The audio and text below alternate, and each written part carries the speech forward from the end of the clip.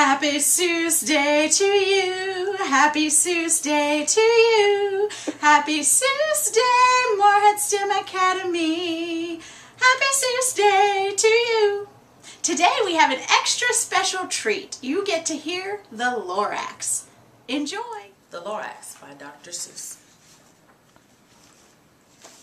At the far end of town, where the grickle grass grows, and the wind smells slow and sour when it blows, and no bird ever sings, excepting old crows, is the street of the lifted Lorax.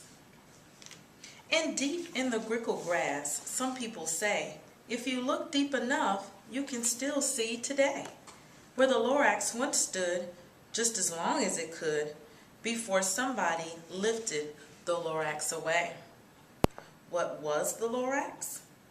And why was it there? And why was it lifted and taken somewhere? From the far end of town where the grickle grass grows. The old Onceler still lives here. Ask him, he knows. You won't see the Onceler. Don't knock at his door. He stays in his lurkum on top of his store. He lurks in his lurkum, cold under the roof, where he makes his own clothes out of muffed moof. And on special dank midnights in August, he peeks out of the shutters, and sometimes he speaks and tells how the Lorax was lifted away. He'll tell you, perhaps, if you're willing to pay. On the end of a rope, he lets down a tin pail, and you have to toss in 15 cents and a nail, and the shell of a great grandfather snail. Then he pulls up the pail, makes a most careful count to see if you've paid him the proper amount. Then he hides what you paid him away in his snubby, his secret strange hold in his grubbiless glove. Then he grunts, I will call you by whisper my phone, for the secrets I tell are for your ears alone. Slop! Down slops the whisper my phone to your ear, and the old Onceler whispers, are you not very clear? Once they have come down through a sniggerly hose, and he sounds as if he had a smallish bees up his nose. Now I'll tell you, he says, with his teeth sounding gray, how the Lorax got lifted and taken away. It all started way back, such a long time back. Way back in the days when the grass was still green, and the pond was still wet, and the clouds were still clean, and the song of the swami swans rang and out in peace. One morning I came to this glorious place, and I first saw the trees. The trueful trees, the bright colored tufts of the trueful trees, mile after mile in the fresh morning breeze. And under the trees I saw brown barbalots frisking about in their barbalot suits as they played in the shade and ate trufula fruits. From the rippleless pond came the comfortable sound of the humming fish humming while splashing around. But those trees, those trufula trees. All my life I've been searching for trees such as these. The touch of their tufts was much softer than silk, and they had the sweet smell of fresh butterfly milk. I felt a great leaping of joy in my heart. I knew just what I'd do. I unloaded my cart. In no time at all, I had built a small shop. Then I chopped down a trufula tree with one chop. And with great skillful skill, and with great speedy speed, I took the soft tuft, and I knitted a need. The instant I finished, I heard a gazump. I looked. I saw something pop out of the stump. Of the tree I chopped down, it was sort of a man. Describe him? That's hard. I don't know if I can. He was shortish and oldish and brownish and mossy, and he spoke with a voice that was sharpish and bossy. "Mister," he said with a sawdust sneeze, "I am the Lorax. I speak for the trees. I speak for the trees have no tongues. And I'm asking you, sir, at the top of my lungs."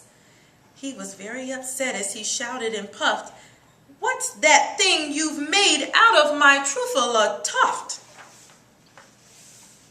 "Look, Lorax," I said, "there's no cause for alarm. I chopped down just one tree. I'm doing no harm. I'm being quite useful. This thing is a theed. A fine something that all people need. It's a shirt, it's a sock, it's a glove, it's a hat. But it has other uses. Yes, far beyond that. You can use it for carpets, for pillows, for sheets, or curtains, or covers for bicycle seats." The Lorax said, "Sir, you are crazy with greed. There is no one on earth who would buy that fool's deed." But the very next minute I proved he was wrong. For just that minute a chap came along, and he thought that the theed I had knitted was great. He happily bought it for $3.98. I laughed at the Lorax. "You poor stupid guy. You never can tell what some people will buy." "I repeat," cried the Lorax, "I speak for the trees." "I'm busy," I told him. "Shut up, if you please." I'd rushed across the room and in no time at all built a radio phone. I put in a quick call. I called all my brothers and uncles and aunts, and I said, "Listen here, here's a wonderful chance for the whole Onceler family to get mighty rich. Get over here fast, take the road to North Nitch. Turn left at Weekenock, sharp right at South Stitch." And in no time at all, in the factory I built, the whole Onceler family was working full tilt. We were all knitting theeds, just as busy as bees, to the sound of the chopping of truffula trees. Then, oh baby, oh, how my business did grow. Now chopping one tree at a time was too slow. So I quickly invented my super axe hacker, which whacked off 4 truffula trees at one smacker. We were making theeds 4 times as fast as before, and that Lorax, he didn't show up anymore. But the next week, he knocked on my new office door. He snapped, "I am the Lorax who speaks for the trees, which you seem to be chopping as fast as you please. But I am also in charge of the brown Barbalots, who played in the shade in their Barbalot suits, and happily lived eating truffula fruits. Now, thanks to your hacking my trees to the ground, there's not enough truffula fruit to go around. And my poor Barbalots are all getting the crummies because they have gas and no food in their tummies. They loved living here, but I can't let them stay. They'll have to find food, and I hope that they may. Good luck, boys," he cried, and sent them away. I, the Onceler, felt sad as I watched them all go. But business is business, and business must grow, regardless of the crummies and tummies, you know. I meant no harm. I most truly did not. But I had to grow bigger, so bigger I got. I biggered my factory, I biggered my roads, I biggered my wagons, I biggered the loads of the theeds I shipped out.